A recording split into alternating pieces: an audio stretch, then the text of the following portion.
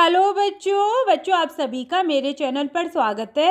मैं आज आपको 7th चैप्टर सूरदास के पद का दूसरा पद पढ़ा रही हूँ। यदि आप मेरे चैनल पर पहली बार आए हैं तो चैनल को सब्सक्राइब और वीडियो को ज़रूर लाइक कीजिए। तो चलो मैं शुरू करती हूँ। शोभित कर नवनीत लिए, घुटरनु चलत रोयनु तन मंडित, मुख दधिलेप किए, चारु कपोल लोल लोचन, गोरोचन तिलक दिए, लट लटकनी मनुमत्त, मधुप गन मादक मधु है पिए, कठूला कंठ ब्रज केहरी नख, राजत रुचिर हिये, धन्य सूर एको पल इही, सुख का सतकल्प जिए। सबसे पहले मैं आपको इस पद में आए हुए कठिन शब्दों का अर्थ बता देती हूँ। देख लीजिए। नवनीत का मतलब होता है मक्खन बटर, रेणु मतलब धूल डस्ट, और मंडित का मतलब होता है सुशोभित, दधि मतलब दही, चारु का मतलब होता है सुंदर, कपोल का मतलब होता है गाल, और लोल का मतलब होता है चंचल, लोचन मतलब नेत्र या आंखें, लट का मतलब होता है सिर के बालों का गुच्छा, मनु मतलब मानो, मत्त मतलब मस्त, और मधुप का मतलब होता है भौरा, केहरी नक का मतलब होता है सिंह के नाखून, और राजत का मतलब होता है सुशोभित, यही मतलब यह, और सत का मतलब होता है 100। पहले इस पद का मैं आपको लाइन बाई लाइन सरल अर्थ बताऊंगी और उसके बाद मैं आपको भावार्थ बताऊंगी। आप वीडियो को लास्ट तक देखिएगा। इस पद में सूरदास जी ने बाल कृष्ण का मनमोहक वर्णन किया है। तो अब आप पद देखिए। शोभित कर नवनीत लिए, यहाँ पर सूरदास जी लिख रहे हैं कि जो बाल श्री कृष्ण है, शोभित मतलब सुंदर लग रहे हैं, कर मतलब हाथ में, नवनीत मतलब मक्खन लिए, कि जो बाल श्री कृष्ण है वो हाथ में मक्खन लिए सुंदर लग रहे हैं। आगे देखो। घुटरने चलत रेणु तन मंडित, घुटरनी का मतलब होता है घुटनों के बल, चलत मतलब चल रहे हैं, कि वे घुटनों के बल चल रहे हैं, जिसके कारण रेणु तन मंडित मतलब रेणु मतलब धूल, तन मतलब शरीर, जिसके कारण उनके शरीर पर धूल लग गई है। आगे देखो। मुख दधि लेप किए, मुख मतलब मुंह पर, दधि मतलब दही। यहाँ पर सूरदास जी लिख रहे हैं कि उनके मुख पर मक्खन लगा हुआ है। आगे देखो।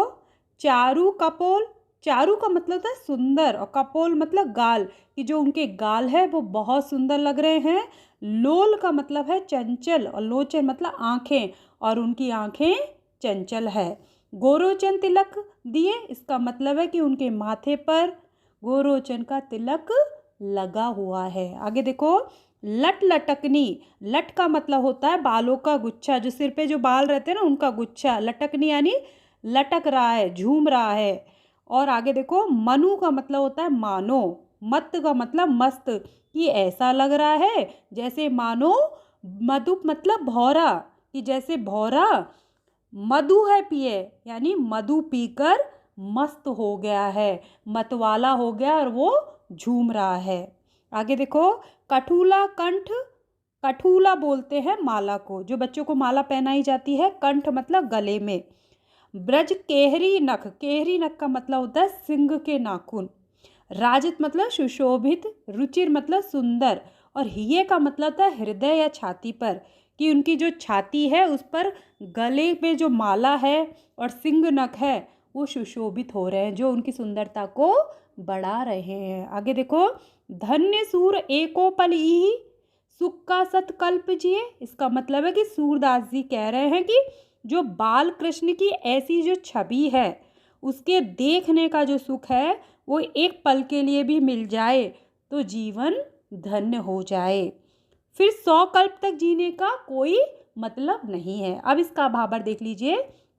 बाल श्री कृष्ण हाथ में मक्खन लिए हुए अत्यंत सुंदर लग रहे हैं, वे घुटनों के बल चल रहे हैं, उनके शरीर पर धूल लगी हुई है और मुख पर मक्खन लगा हुआ है, उनके गाल सुंदर और नेत्र चंचल है, उनके माथे पर गोरोचन का तिलक लगा हुआ है, उनके सिर के दोनों ओर लटे झूल रही है, ऐसा लगता है कि मानो भौरे मधु पीकर मतवाले हो गए हैं।